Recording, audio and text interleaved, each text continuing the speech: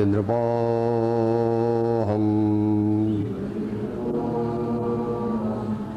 शुद्धचंद्रपोहम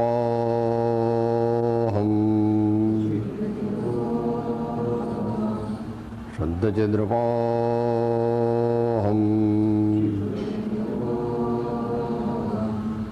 शुद्धचंद्रपोहम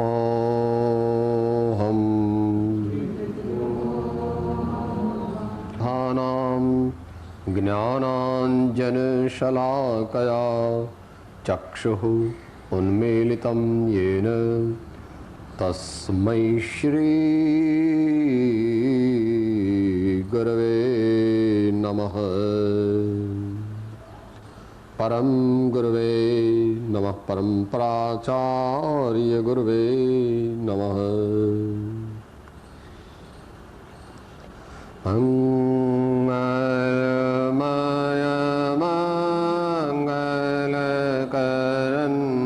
સોને 95મી ગાથા આપણે વાંચીશું, વિચારીશું, સમજીશું, ભાવીશું અને યથાશક્તિ એનો પ્રયોગ પણ કરશું. ગુજરાતી મૂળ ગાથા એક સાથે બોલીએ. એની ગાથા બોલીએ એ પહેલા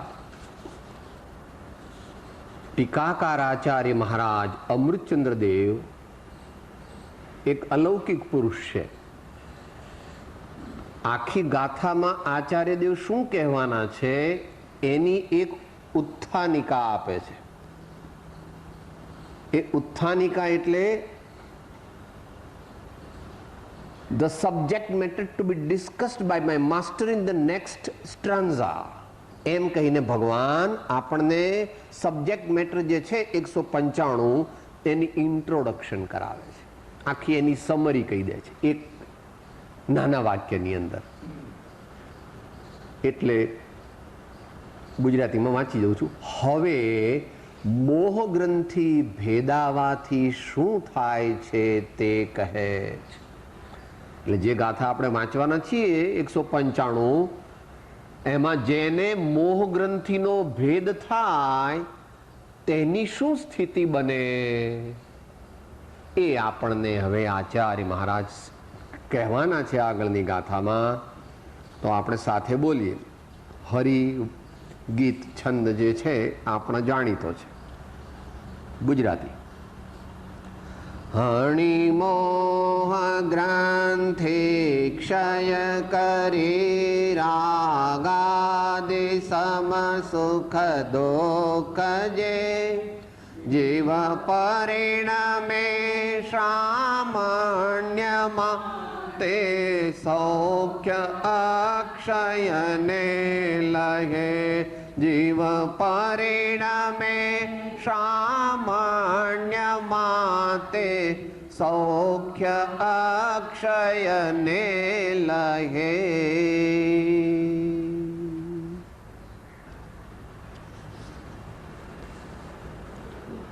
ભગવાનના લેક્ચર્સની નોટ્સ, પ્રવચન સાર સિમંદર સ્વામી પાસે સાંભળેલું હોય તો તે સાક્ષાત, અને પરંપરાથી પોતાના ગુરુ પાસે સાંભળેલું હોય તો તે શુદ્ધ કેવળી ભદ્રબાહુ સ્વામીની પરંપરા એમાંથી સાંભળેલું એની નોટ્સ બનાવેલી છે. અહીંયા બેઠેલા મુમુક્ષુ ભાઈઓને કેટલી અપીલ કરે છે એ વ્યક્તિગત છે.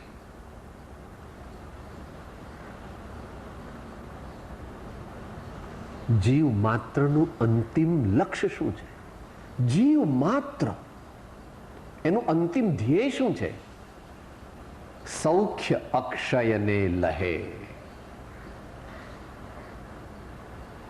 જાણે કે અજાણે જીવને ખબર નથી કે મારે શું જોઈએ છે.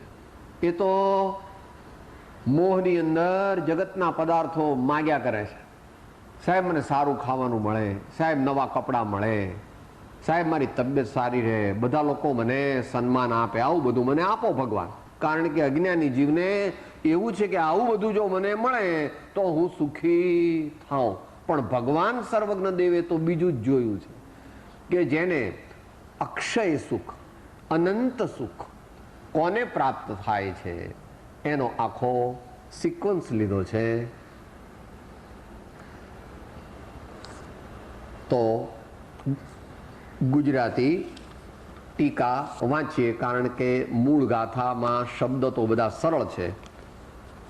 એટલે chronological and logical sequence of the attainment of eternal bliss.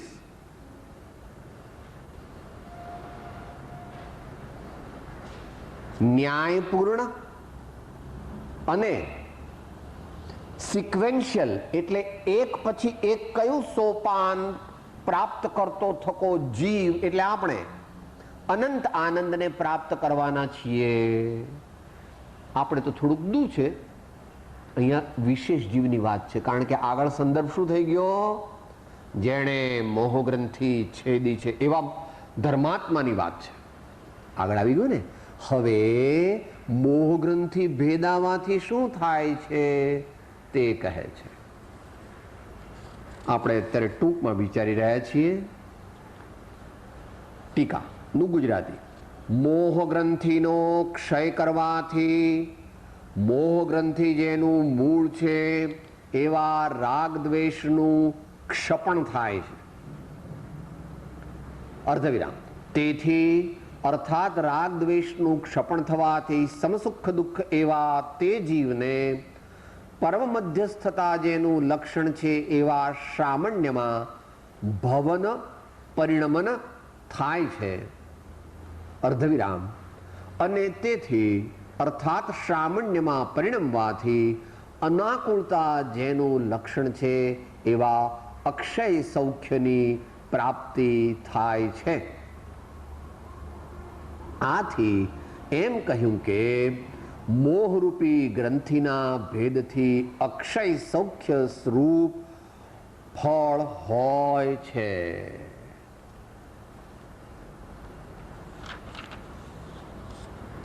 પહેલી વાત, મોહ ગ્રંથિનો ક્ષય થવાથી, મોહ ગ્રંથિ એટલે આપણે આત્મા છીએ.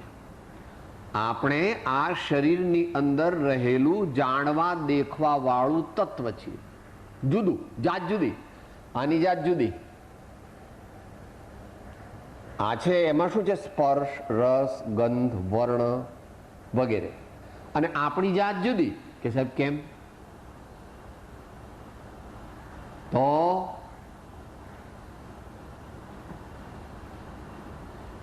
ગઈકાલે આત્મસિદ્ધિ બોલ્યા હતા.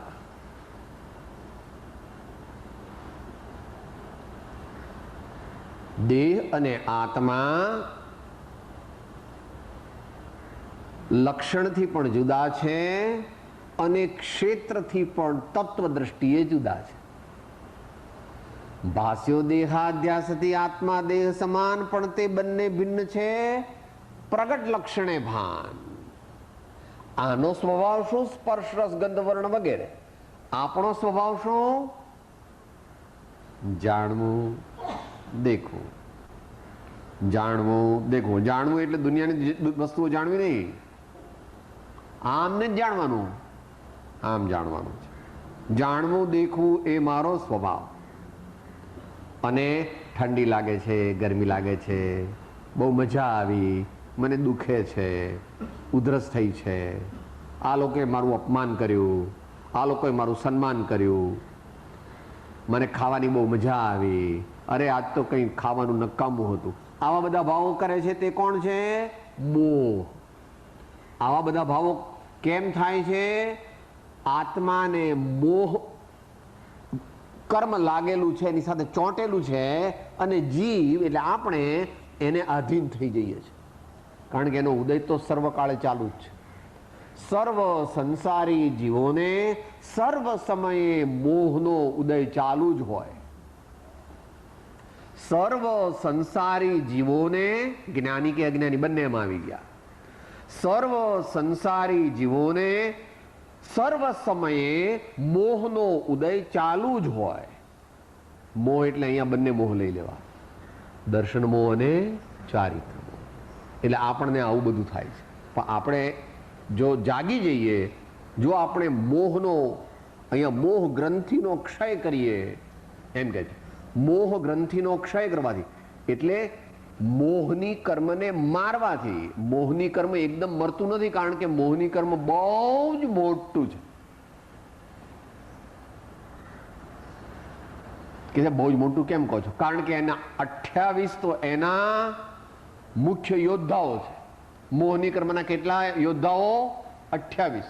25 તે ચારિત્ર મોહના અને 3 તે 28 મોટા સેનાપતિઓ સાથે મોહરૂપી રાજા આખા વિશ્વ ઉપર રાજ કરે છે. આ દુનિયાના બધા રાજા અને દુનિયાના બધા દેવ અને આ દુનિયાના બધા જે કહેવાતા મોટા માણસો બધા મોહના સેવક છે. પણ મોહને હરાવ્યો છે માત્ર એક જ્ઞાનીએ અને એક મુનિએ. અને ભગવાને તો મોહને મારી જ નાખ્યો છે. એટલે ત્યાં પ્રશ્ન જ ઉભો થતો, ભગવાને તો મોહને મારી જ નાખ્યો છે. તો અહીંયા પહેલો સ્ટેપ નંબર 1, મોહ ગ્રંથિનો ક્ષય કરવાથી. સાહેબ, મોહ ગ્રંથિનો ક્ષય કેવી રીતે કરવો? ગઈકાલે આવ્યું હતું 19, 20, 21 ગાથા સમયસારની. જગતના પદાર્થોના સ્વામી બનવું નહીં, જગતના પદાર્થોના માલિક બનવું નહીં, મનથી પણ ન બનવું, વચનથી પણ ન બનવું, કાયાથી પણ ન બનવું અને અભિપ્રાયથી પણ ન બનવું. એ દર્શન મોહને મારવાનો ઉપાય છે. ને ચારિત્ર મોહને મારવો હોય તો કશાય ઘટાડવા અને સમભાવમાં રહેવું. દર્શન મોહને મારો તો કે સાહેબ અમારી ચોપડી છે, ચોપડી છે સાહેબ, મારો મોટો દીકરો છે, મોટો દીકરો નહીં ને નાનો દીકરો નહીં. મોટો દીકરો પણ તારો નથી પ્રભુ અને નાનો દીકરો પણ તારો નથી, કારણ કે શરીર જ તારું નથી, વાણી જ તારી નથી, અને આ શ્વાસોશ્વાસ છે એ પણ આપણા નથી, કારણ કે શ્વાસોશ્વાસ તે શું છે? Nitrogen, oxygen, carbon dioxide, humidity, એ બધા રૂપ શું છે? પ્રાણ એટલે શું? દ્રવ્ય પ્રાણ એ શું છે? જળ સ્વરૂપી પદાર્થો છે. એ આત્મા નથી, આત્મા એનો જાણનાર છે. એટલે જો મોહ ગ્રંથિનો ક્ષય કરવો હોય તો ભક્તની ભાષામાં મહાપુરુષોએ કીધું, સાસ સાસ સુમિરન કરો યહ ઉપાય અતિનીક. સાસ સાસ સુમિરન કરો યહ ઉપાય અતિનીક. નીક એટલે બહુ સુંદર, સહેલો, સરળ. શું કરવું? પ્રત્યેક શ્વાસમાં પ્રભુનું સ્મરણ કરવું. શ્વાસે શ્વાસે મંત્રનું સ્મરણ કરે, શ્વાસે શ્વાસે પ્રભુનું સ્મરણ કરે અને શ્વાસે શ્વાસે જ્ઞાયક આત્માનું સ્મરણ કરે. એ જીવને સર્વ મોહનો નાશ થઈ જાય. એક, મોહ ગ્રંથિનો ક્ષય કરવાથી અત્યારે ક્ષય થતો નથી, અડધો પોણો ક્ષય થાય છે અથવા ક્ષયોપશમ થાય છે. એ યથાપદવી દેશકાળ પ્રમાણે સમજી લેવું. અહીં ત્રિકાળની અપેક્ષાએ ભગવાને કહ્યું. સ્ટેપ નંબર 2, મોહ ગ્રંથિ જેનું મૂળ છે એવા રાગ દ્વેષનું ક્ષપણ થાય છે.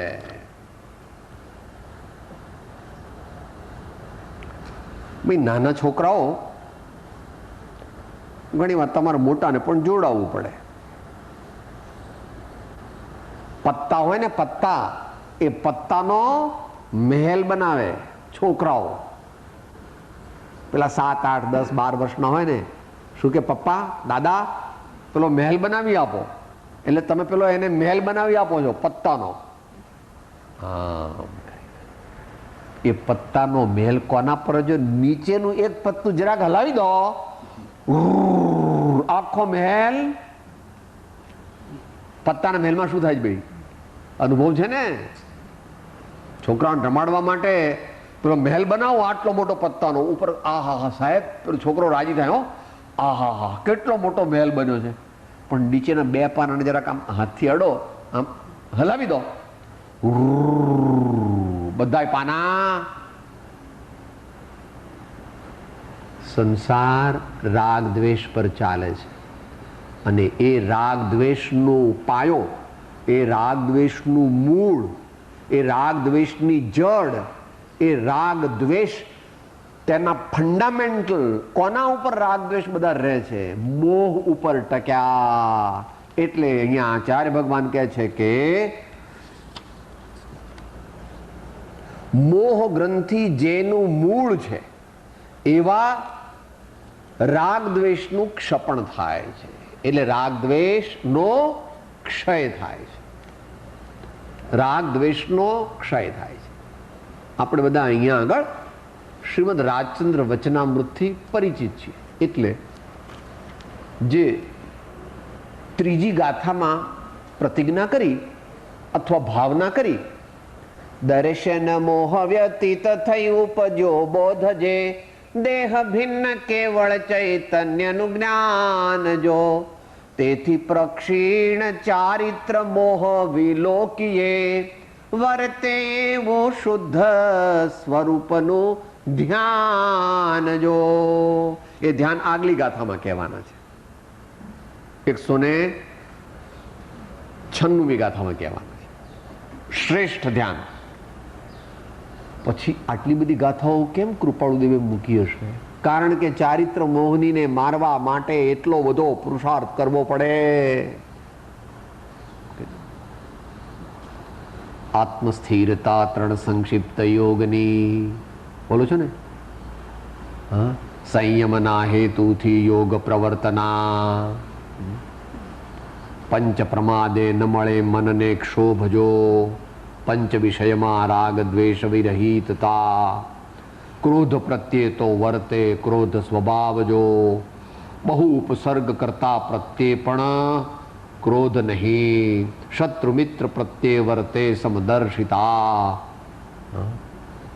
વંદે ચક્રી તથાપી ન મળે માનજો, દ્રવ્ય ક્ષેત્રને કાળ ભાવ પ્રતિબંધજો, એકાકી વિચરતો વળીએ સ્મશાનમાં.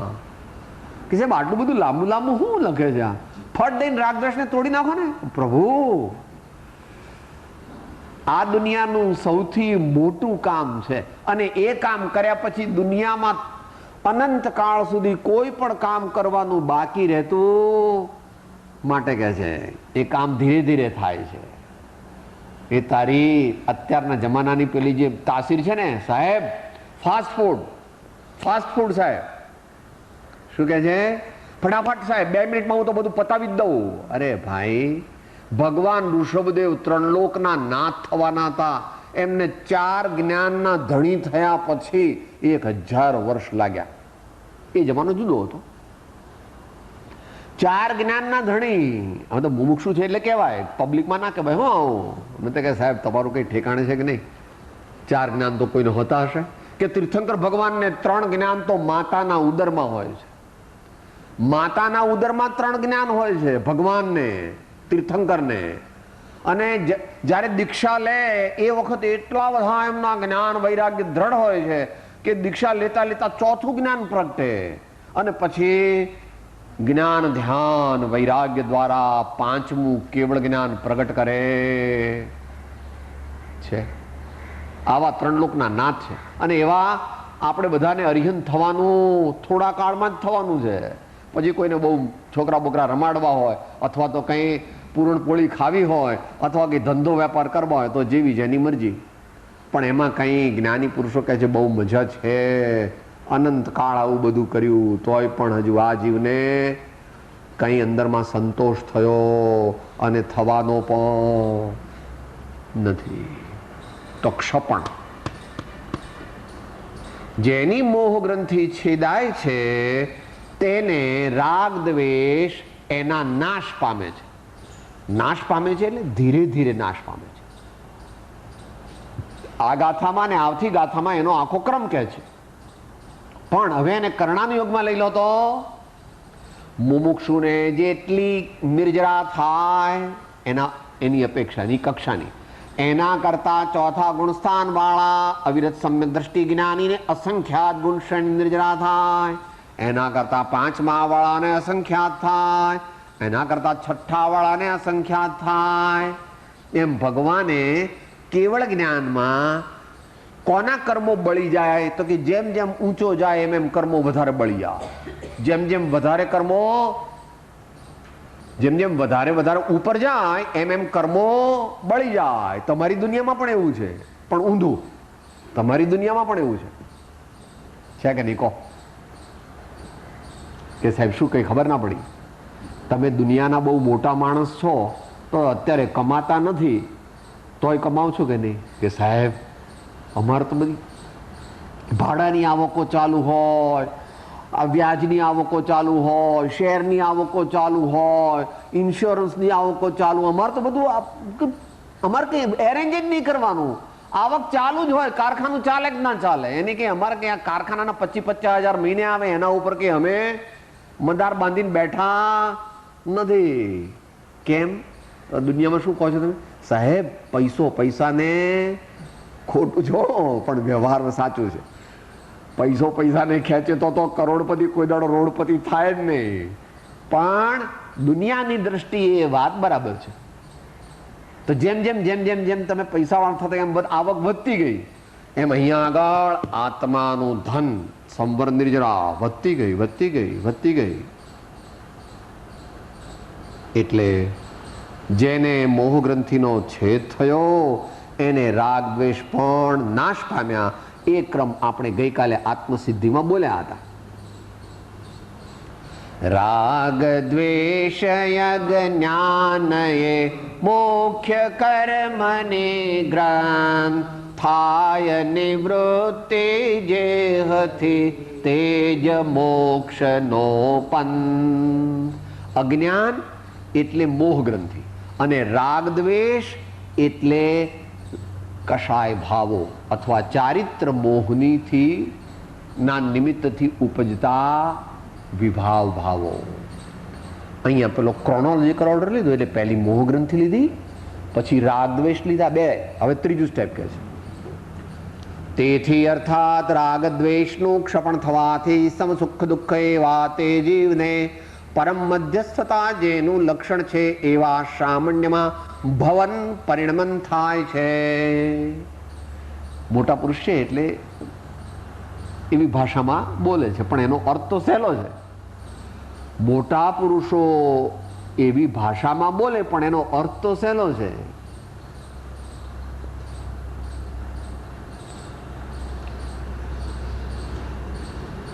પરમ મધ્યસ્થતા જેનું લક્ષણ છે, પરમ મધ્યસ્થતા જેનું લક્ષણ એટલે શું?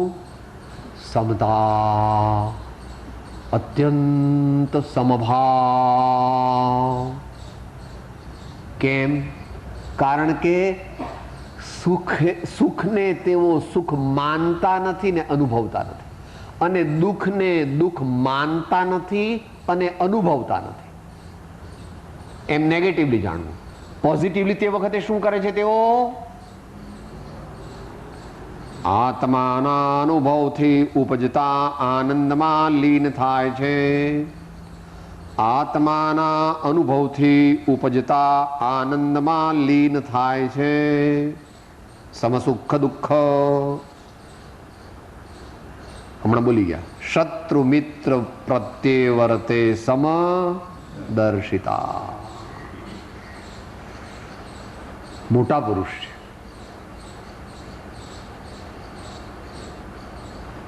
આપણે અંશે પ્રાપ્ત કરી શકીએ છીએ, એટલી કક્ષાનું ન કરી શકીએ. અત્યારે હાલ આજે આપણે પણ સંભાવ પ્રાપ્ત કરી શકીએ છીએ, અને એ પ્રાપ્ત કરવાનો ઉપાય પણ આપણે દરરોજ બોલીએ છીએ. જ્ઞાની પુરુષોએ બતાવે છે, સાથે બોલીએ સાદી ભાષામાં.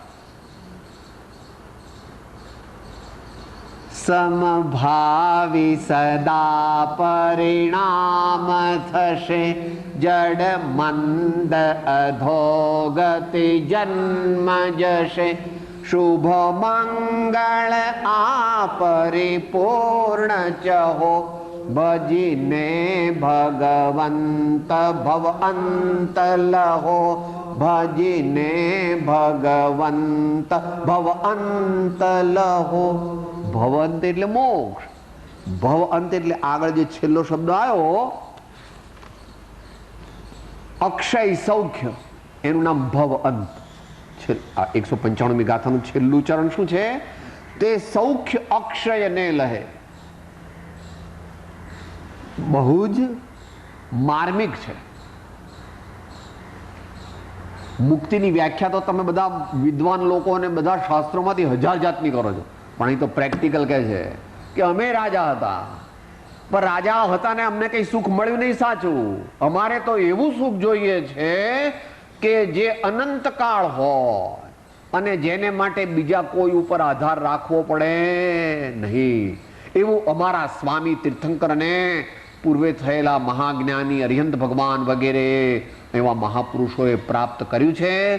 અમે પણ પ્રાપ્ત કર્યું છે, પણ હજુ એટલું પ્રાપ્ત કર્યું નથી, પૂરણ પ્રાપ્ત કર્યું. હવે અમારે પૂરણ પ્રાપ્ત કરવું.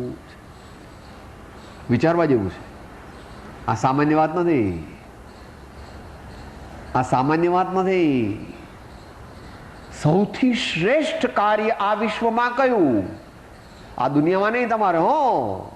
તમારી આ દુનિયા તો નાની છે એટલી, આટલું આ બાજુ માટે અહીંયા પણ મહાપુરુષો કહે છે કે એવું કયું કાર્ય કે જે કાર્ય કર્યા પછી કોઈ કાર્ય કરવાનું બાકી રહેતું નથી. અનંત કાળ અનંત આનંદનો અનુભવ, તેનું નામ મોક્ષ અને તેનું નામ ભવ અંત. હમણાં બોલ્યા ને, ભજીને ભગવંત ભવ અંત લહો. તો સ્ટેપ 3 પૂરું થયું. અર્થાત રાગ દ્વેષનું ક્ષપણ થવાથી સમસુખ દુઃખ એવા તે જીવને, એટલે અહીંયા મુનિ મહારાજની વાત છે મુખ્યપણે.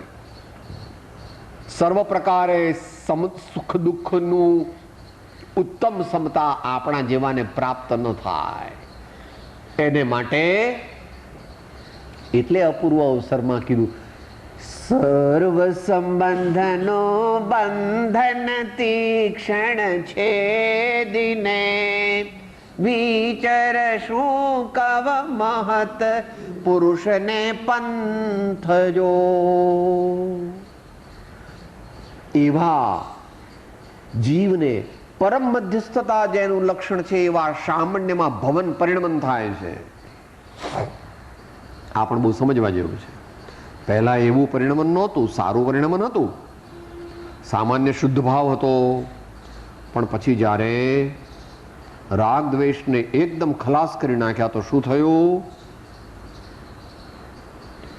નિર્વિકલ્પ સમાધિ અને નિર્બીજ સમાધિ. નિર્વિકલ્પ સમાધિ અને નિર્બીજ સમાધિ, એ પણ વર્ણન આપણે અપૂર્વ અવસરમાં આવે છે. મોહ સ્વયંભૂ રમણ સમુદ્ર તરી કરી, સ્થિતિ ત્યાં જ્યાં ક્ષીણ મોહ ગુણ સ્થાન જો, અંત સમય ત્યાં પૂર્ણ સ્વરૂપ વિતરાગ થઈ પ્રગટાવું નિજ કેવળ જ્ઞાન નિધાન જો. બસ આ નેગેટિવ વર્ણન હો, પોઝિટિવ વર્ણન ને પછી અનંત આનંદ. અને તેથી અર્થાત સામાન્યમાં પરિણમવાથી, અહીંયા સામાન્યમાં પરિણમવાથી નો અર્થ એવો કરવો કે પૂર્ણ સામાન્યમાં પરિણમવાથી, પૂર્ણ સામાન્યમાં પરિણમ. સામાન્ય એટલે મુનિપણું અને પૂર્ણ એટલે મુનિપણાની પૂર્ણતા. મુનિપણાની પૂર્ણતા ક્યાં થાય? કર્ણાનુયોગની અપેક્ષા એ 12મા ગુણ સ્થાને, ચરણાનુયોગની અપેક્ષાએ તો પ્રભુ 7મે ગુણ સ્થાને ગયા એટલે પૂર્ણ થઈ ગયા મુનિ, કારણ કે એ તો નિર્વિકલ્પ સમાધિમાં છે. પણ હજુ આગળ જવાનું છે. 8, 9, 10, 11 ને 12. જો કે સમય એનો બહુ ઓછો છે.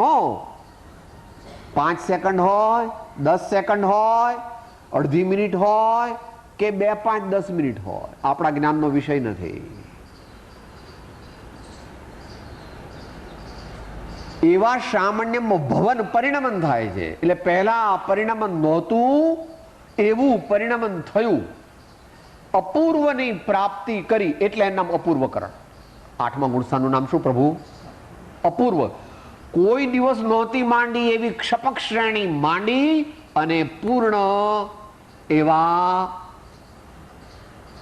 સામાન્યને મુનિપણાની પૂર્ણતાને પ્રાપ્ત કર્યું. એનું નામ 12મું ગુણસ્થાન, ક્ષીણમોહ ગુણસ્થાન, યથાખ્યાત ચારિત્ર અથવા છદ્મસ્થ વીતરાગ. છદ્મસ્થ વીતરાગ 12મા ગુણસ્થાનના નામ અનેક છે ને, નહીં? છદ્મસ્થ વીત. 12મા ગુણસ્થાને રાગ હોય બાપા? ન હોય. પણ હજુ કેવળ જ્ઞાન પ્રગટ્યું નથી એટલે 12મું. કેવળ જ્ઞાન પ્રગટ્યું તો કેટલામું? 13મું થઈ જાય. એટલે એનું બીજું નામ શું છે? છદ્મસ્થ વીતરાગ પણ કહેવાય છે. આ તો આપણા આનંદ માટે છે. ભગવાને જોયું જાણ્યું છે. ભગવાને જોયું જાણ્યું છે. It may be for a fraction of a second. તરત કેવળ જ્ઞાન ભગવાન બની જાય છે. એ બની જાય છે, એ અહીંયા કહે છે. એવા સામાન્યમાં ભવન પરિણમન થાય છે અને તેથી અથવા સામાન્યમાં પરિણમવાથી એટલે સામાન્ય પરિપૂર્ણ થઈ જવાથી અનાકુળતા જેનું લક્ષણ છે એવા અક્ષય સૌખ્યની પ્રાપ્તિ થાય છે.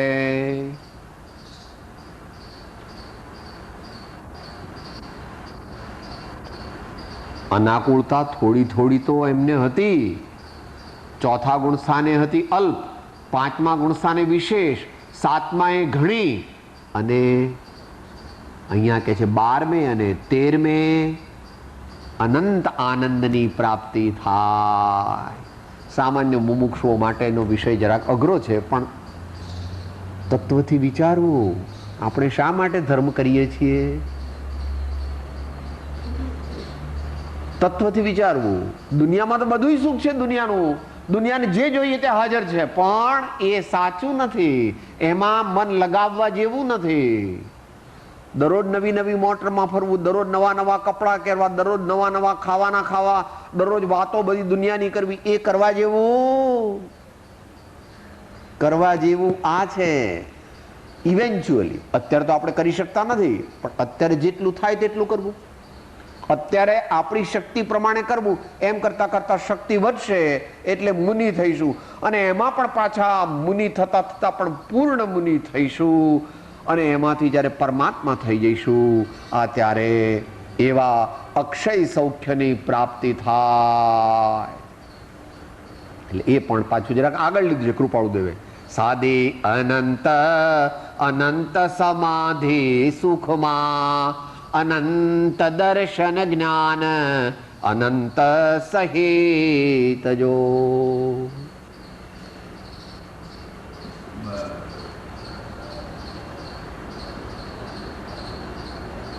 જો ભાઈ 254માં શ્રીમદ રાજચંદ્ર વચનામૃત 254માં મુમુક્ષુ દશામાં પણ કેટલોક આનંદ અનુભવાય છે. જો જીવ એમાં રોકાઈ જાય તો આત્મજ્ઞાન થાય નહીં. બરાબર? આ લોકની અલ્પ પણ સુખેચ્છા છે ને, એનું વર્ણન જાણવું. પછી પરમ વિનયની ઓછઈ છે, એ પરમ વિનય પ્રાપ્ત કરવો. પછી પદાર્થનો અનિર્ણય કર્યો છે, પણ જરા હજુ ઢચું પચું છે.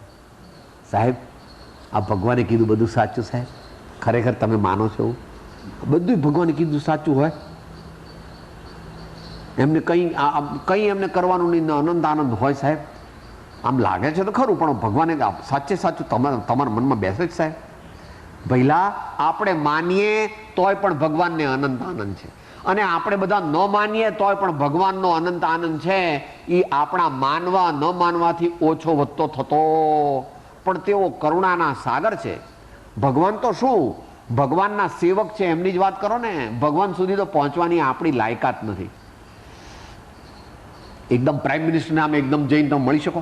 સાહેબ, વચ્ચે બધા કેટલાય પીએ હોય ને કેટલાય પીયુન હોય ને વચ્ચે અંગરક્ષકો કેટલાય હોય ને બધું. આપણે એમ કે એમ ભગવાન એકદમ ન ભેટાય. ભગવાનને ભેટવું હોય તો કે સાહેબ હું એકદમ ભગવાન પાસે જતો રહું, ન જવાય બાપા. ભગવાન તો કેટલાય પાછળ બેઠા હોય. તમારી દુનિયામાં પણ સામાન્ય ભગવાન પણ, આપણે અહીં તો સાદી જાતનું છે. દક્ષિણ ભારતમાં જઈએ ને તો રચના ત્યાં જોઈ છે ને, મંદિરોની રચના આમ આમ, પહેલો રૂમ, બીજો રૂમ, ત્રીજો રૂમ, ચોથો રૂમ, પાંચમો રૂમ, છઠ્ઠો રૂમ, સાતમા રૂમમાં જઈએ ત્યારે ભગવાનના દર્શન થાય. એમ ભગવાન કઈ એકદમ ન મળે. ભગવાન મળે તો પછી આગળ કઈ મેળવવાનું રહ્યું જ નહીં. પણ સાચું દિલ હોય, અંદર પ્રમાણિક પુરુષાર્થ હોય, સાચો પ્રેમ હોય અને સાચી મેથોડોલોજી એટલે સાચી રીત રસમ, તો ભગવાન કહે છે હું હાજર છું.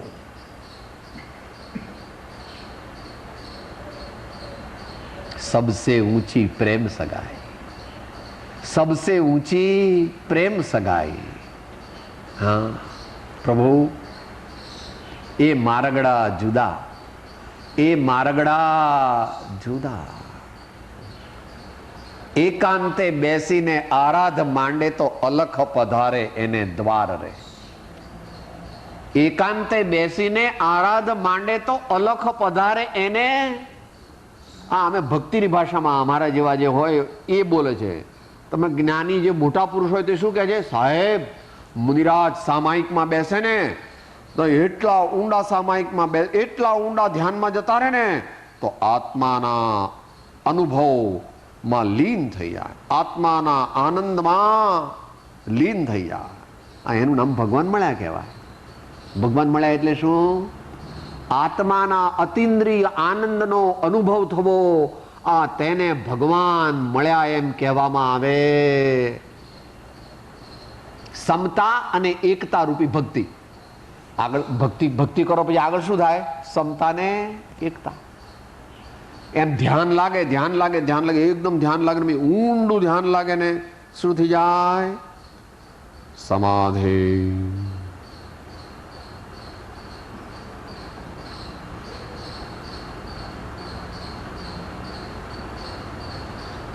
એ આપણે બધાએ પ્રાપ્ત કરવાની છે.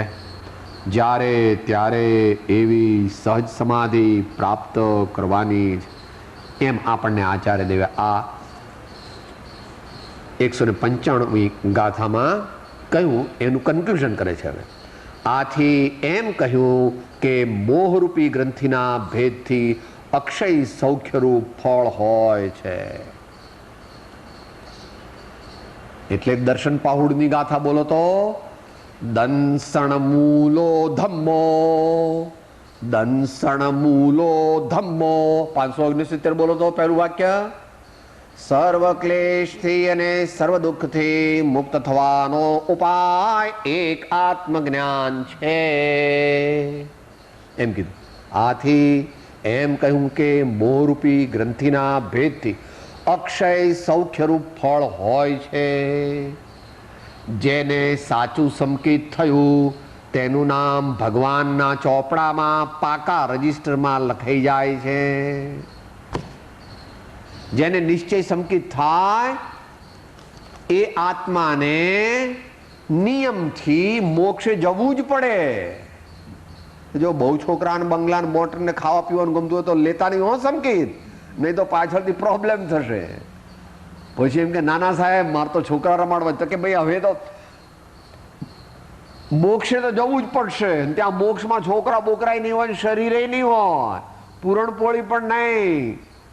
હા કઈ નવા કઈ ત્યાં આગળ પેલું ભેળ બેળ કઈ ન મળે. હો કોફી બોફી ખાખરા બાખરા કઈ નહીં. છોકરા બોકરા પગ દાબે નહીં, કાકશ પગ જ ન હોય. સિદ્ધલોકમાં પગ હોય, ભગવાનને પગ હોય.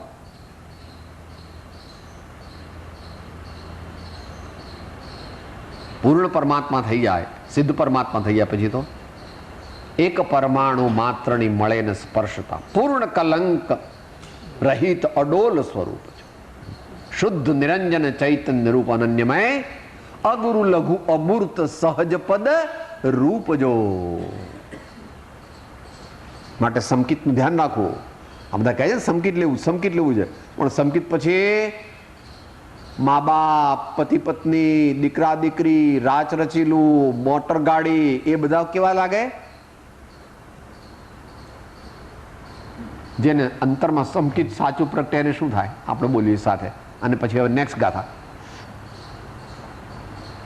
વિષયા રસ વિષ સરીખો લાગે, ચેન પડે નહીં સંસારે, જીવન મરણ પણ સરખો લાગે, આત્મ પદ ચિહ્ન ત્યારે, અલખ નિરંજન આત્મ જ્યોતિ, સંતો તેનું ધ્યાન ધરો, આરે કાયા ઘર આત્મ હીરો, ભૂલ ગયા ભવ માહી ફેરો, અલખ નિરંજન આત્મ જ્યોતિ.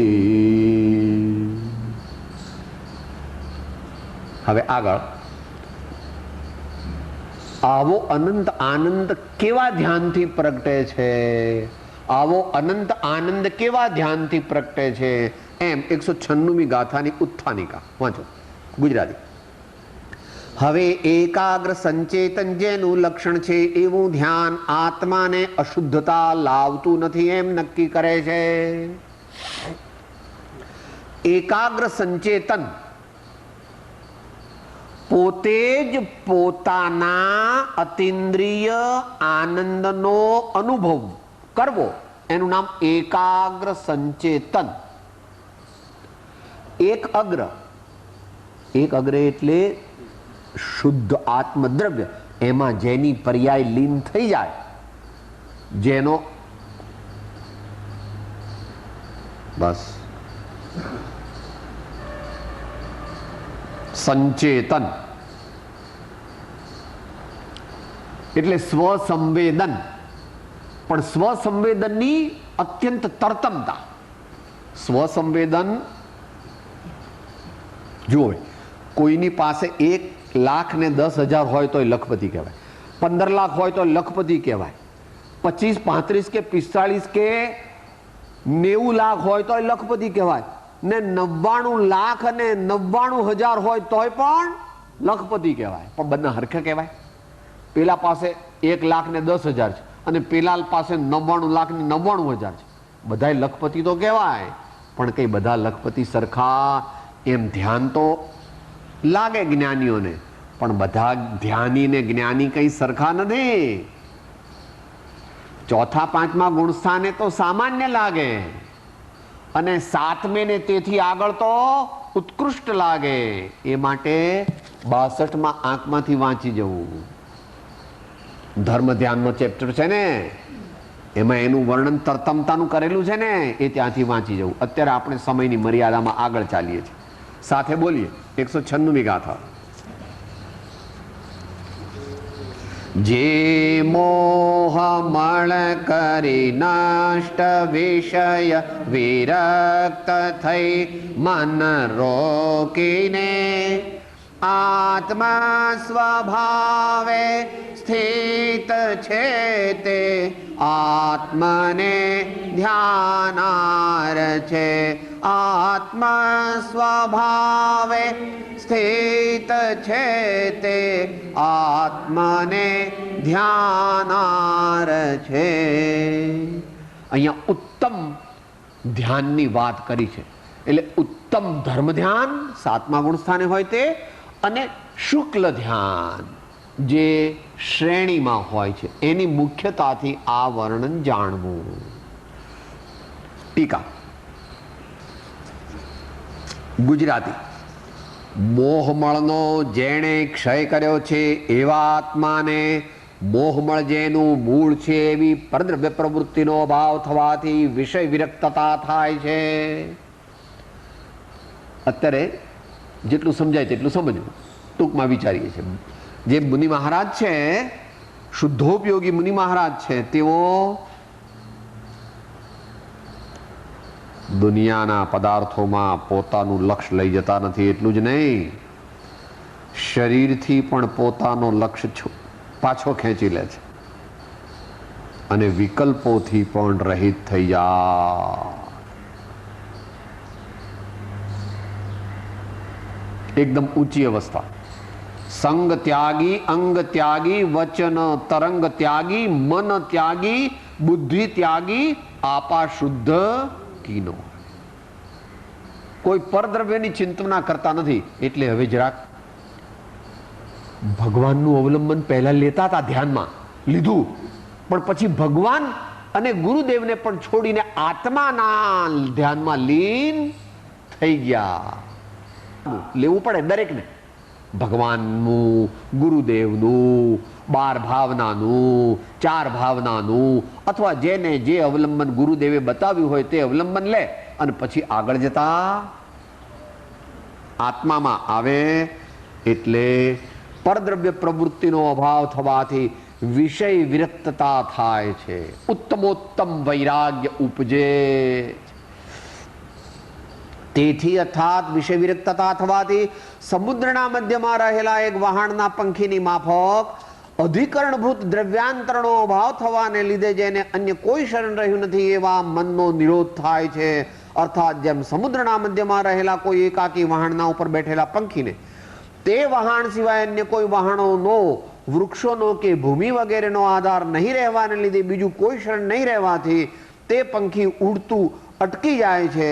તેમ વિષય વિરક્તતા થવાથી મનને આત્મદ્રવ્ય સિવાય કોઈ અન્ય દ્રવ્યોનો આધાર નહીં રહેવાને લીધે બીજું કાંઈ શરણ નહીં રહેવાથી મન નિરોધ પામે છે.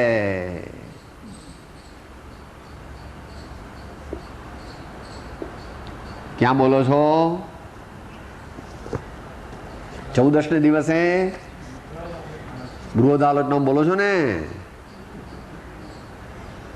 शासन पति वर्धमान जी तुम लग मेरी दौड़, जैसे समुद्र जहाज वेण सूजत और न ठोर. जैसे समुद्र जहाज वेण सूजत और न ठोर. સેંકડો માઇલ ચારે બાજુ સમુદ્ર હોય ને એકલા વાણ પર બેઠેલું પંખી હોય તો ઉડીને ક્યાં જાય? થોડું ઉડીને પાછું એના એ વહાણ પર, એ સ્ટીમર પર આવે, પાછું ઉડીને ત્યાં ત્યાં આવે, પાછું ઉડીને ત્યાં ત્યાં. એમ ભક્તજન છે એને એનું ચિત્ત ક્યાં જાય? આલંબનમ ભવ જલે પતતમ જનાનામ. એવું માગણી કરે છે આચાર્ય મહારાજ. તુજ ચરણ કમળ નો દીવડો રૂડો હૃદય માં રાખજો, અજ્ઞાનમય અંધકાર નો આવાસ તુરત બાળજો. પણ પછી ભગવાનના ચરણ, ભગવાનના ચરણ, ભગવાનના ચરણ, ભગવાનના ચરણ, ભગવાનના ચરણ, પછી जिन पद निज पद एकता भेद भाव नहीं काई, लक्ष्य थवाने तेहनो कहा शास्त्र सुखदाय. जिनेश्वर निजे, जिनेश्वर जिनेश्वर जिनेश्वर जिनेश्वर जिनेश्वर जिनेश्वर जिनेश्वर निजेश्वर. जिनेश्वर માંથી ક્યાં આવી ગયો? નિજેશ્વર માં આવી. મોટા પુરુષ યાદ. આ મારા તમારી વાત નથી ચાલતી. ખમતીધર તો જ રહી શકે એકલા. આ તો એમના મોટા પુરુષ. એમનું ચિત્ત હવે ક્યાંય લાગતું નથી. પરમાત્મામાં હતું, સદગુરુના ચરણમાં હતું. એમાં ધીમે ધીમે ધીમે ધીમે ધીમે ધીમે ધીમે કરતા અભ્યાસ દ્વારા આત્મામાં આવી. અને તેથી અર્થાત મનનો નિરોધ થવાથી મન જેનું મૂળ છે એવી ચંચળતાનો વિલય થવાને લીધે અનંત સહજ ચૈતન્યાત્મક સ્વભાવમાં સમવસ્થાન થાય છે. અંત સમયે ત્યાં પૂર્ણ સ્વરૂપ વિતરાગ થઈ પ્રગટાવો નિજ કેવળ જ્ઞાન. ભગવાને એ પ્રમાણે કર્યું. રમણભાઈ બોલે છે ને ભગવાનનું પદ, બસ એ અંત મંગળમાં બોલીએ આપણે, સમય પણ થવા આવ્યો છે. તે સ્વભાવ સમવસ્થાન તો સ્વરૂપમાં પ્રવર્તતું અનાકૂળ એકાગ્ર સંચેતન હોવાને લીધે તેને ધ્યાન કહેવામાં આવે. એટલે શુક્લ ધ્યાનનું વર્ણન જાણવું. શેનું વર્ણન છે? શુક્લ ધ્યાનનું વર્ણન છે. પહેલા ધર્મ ધ્યાન હતું, પણ ધર્મ ધ્યાન પાક્યું પાક્યું પાક્યું પાક્યું પાક્યું ને શુક્લ ધ્યાન થઈ ગયું. આથી એમ નક્કી થયું કે ધ્યાન સ્વભાવ સમવસ્થાન રૂપ હોવાને લીધે આત્માથી અનન્ય હોવાથી અશુદ્ધતાનું કારણ થતું નથી. કોઈ બીજી વસ્તુને યાદ કરે એવો વિભાવ ભાવ થાય તો બંધન થાય. ભગવાનને યાદ કરીએ તો સ્વર્ગનો બંધ થાય, ગુરુદેવના યાદ કરીએ તો સ્વર્ગનો બંધ થાય. પણ આત્માને યાદ કરીએ તો બંને થાય, સ્વર્ગનો બંધ પણ થાય ને સંબંધ નિજરા થાય. પણ એકલા આત્મામાં લીન થઈ જઈએ તો એકલો સંવર નિજરા જરા પણ બંધ થાય. એમ કે છે આત્માથી અનન્ય હોવાથી અશુદ્ધતાનું કારણ થતું નથી. બંધ કેમ થાય છે? અશુદ્ધ ભાવોને લીધે, વિભાવ ભાવોને લીધે બંધ થાય. શુદ્ધોપયોગ પૂર્ણ પ્રગટે તો બંધ થાય ન થાય. જો શુદ્ધોપયોગથી પણ બંધ થાય તો કોઈ જીવનો મોક્ષ જ ન થાય. શુદ્ધોપયોગ પ્રગટ થવાથી એમ પાંચમા પદનું વર્ણન બોલો છો ને, પાંચમા પદનું વર્ણન બોલીએ છે. શું છે? પાંચમું પદ જે છે ને એમાં શું આવે છે?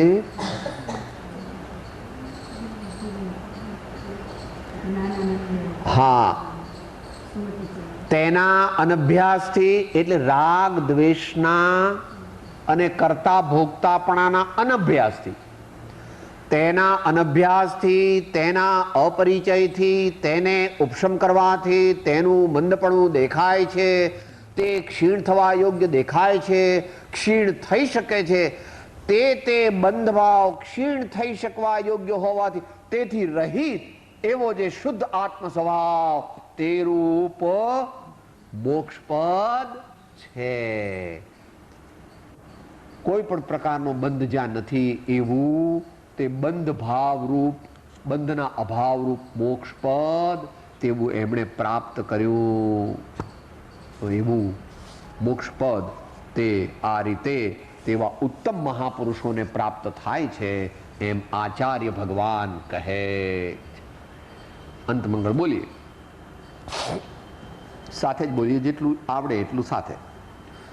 ધ્યાન ધરીને કલાઓ ભા 24 જીન રાજ કર્મ ખપાવા સાધના કરે છે, કર્મ ખપાવા તપસ્યા કરે છે, ઘોર જંગલ ને માય કેવો ભા 24 જીન રાજ, કેવો ભા 24 જીન રાજ, કેવો ભા 24 જીન. સદગુરુ પરમ કૃપાળો ત્રિલોકનાથ સબ સંતન કી જય. આનંદ. ઓમ.